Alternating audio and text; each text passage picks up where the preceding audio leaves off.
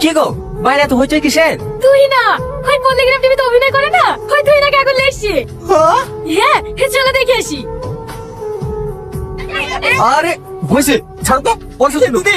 দিদি আমি আপনার অনেক বড় ফ্যান দিদি। হ্যাঁ আমাদের কি আরে আরে এই সব বলতো কোন থেকে আসছে?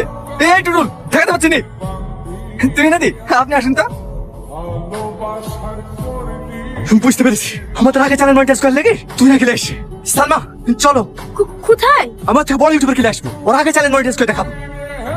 রিলসটা বানিয়ে দিলাম, আপলোড করে দাও, দেখবে দুদিনে সাবস্ক্রাইবার বেড়ে যাবে। থ্যাংক ইউ দিদি। আগুন আবার কি তোর রাগ হচ্ছে? কেন দিদি আমি কোনো ভুল করলাম নাকি? কি দিদি দিদি করছো? আমরা তখন ফ্রেন্ড তাই না? নাম ধরে ডাকো। ও ঠিক আছে দুটো মিষ্টি দিই। আমাদের ভোলাতে দোকানের মিষ্টি খুব টেস্টি। না না ম্যাডাম একদম মিষ্টি খান না, ডাইটে আছেন। আরে ছাড়ো, এত ভালো মানুষের হাতে বিষও খেয়ে নেওয়া যায়।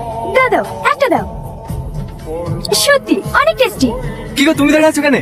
নবদ্বীপ থেকে যে দূর ফেটে আসলাম, ফ্রিজে ভরা আছে, জল আসো। যাচ্ছি। তুমি এখানে পড়ে আছো কেন? কলকাতায় আসো, আমার সাথে দুই একটা নাটকে অভিনয় করলে তুমিও ভাইরাল হয়ে যাবে।